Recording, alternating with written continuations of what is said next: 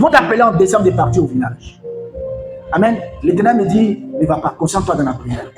Parce que le plan de l'Éternel, c'est de te retarder encore. Mais le Seigneur me dit, concentre-toi dans la prière.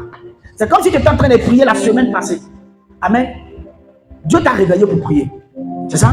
Ok. Mais maintenant, pendant que je parle avec toi, je sens une douleur au niveau de ma couche ici. Il sent un mal ici.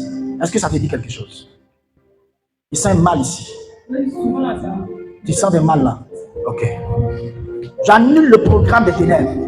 Toute maladie préparée contre toi est vouée à l'échec. Maintenant, écoute-moi, je rentre un esprit pour toi et je suis en train de te voir prendre bagage à l'intérieur, venir à Abidjan. Amen. Je te vois prendre bagage à l'intérieur, venir à Abidjan. Et c'est comme si tu as pensé à ça depuis le mois passé. C'est juste, tu as pensé à ça depuis le mois passé. Et tu as dit que tu voulais me dire ça. C'est ça? Tu as mis ça dans ton cœur, tu voulais me dire ça. Pendant que je suis en train de parler et toi, Dieu me dit, au-devant de toi, ils ont placé un trou. Parce que pendant que je suis en train de parler, je rentre dans votre maison familiale, la cour familiale, je vois l'esprit d'un mort. Il y a un tombeau qu'ils ont fait qui n'est pas loin, dans cette cour-là. C'est pour ta maman. Et le Seigneur dit qu'il y a un esprit de mort dans votre famille. Ce qui fait que les choses n'avancent pas. Maintenant, dans le mois de septembre, tu avais mal au niveau de ton pied ici. Dans le mois de septembre, tu t'es réveillé, tu as senti un mal. Tu avais un mal.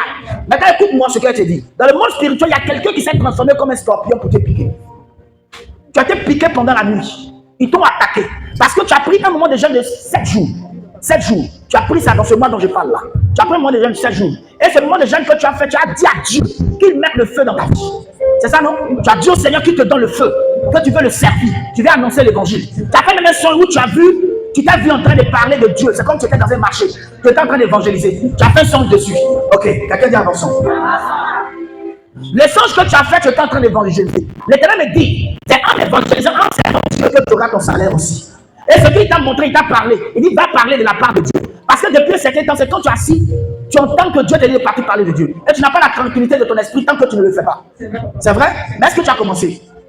Parce que tu as honte. C'est pas ça? Hein? Tu as honte. Tu n'as jamais fait. Amen. Quand tu es né là, tu as déjà mangé. Amen. Écoute-moi très bien. On peut prophétiser. Est-ce que tu es d'accord avec moi? Dieu veut changer ta vie. Parce qu'en janvier, tu as parlé à Dieu. Tu as dit à Dieu, c'était en fin janvier, c'était le 31 janvier. Amen. Et tu as dit, Seigneur, le 30, pardon. C'est ça le 31, non? 31 janvier, voilà. Et tu m'as dit, tu as dit, Seigneur, du moins, je veux servir Dieu, mais qu'est-ce que je dois faire? Tu as dit à Dieu, qu'est-ce que tu dois faire pour être béni?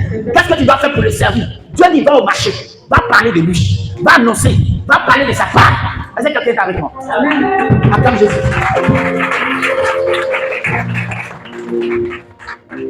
Amen. Lève tes mains. Le rocher que tes parents adorent, ce rocher est en train de prendre un feu. Ce rocher prend feu. L'esprit de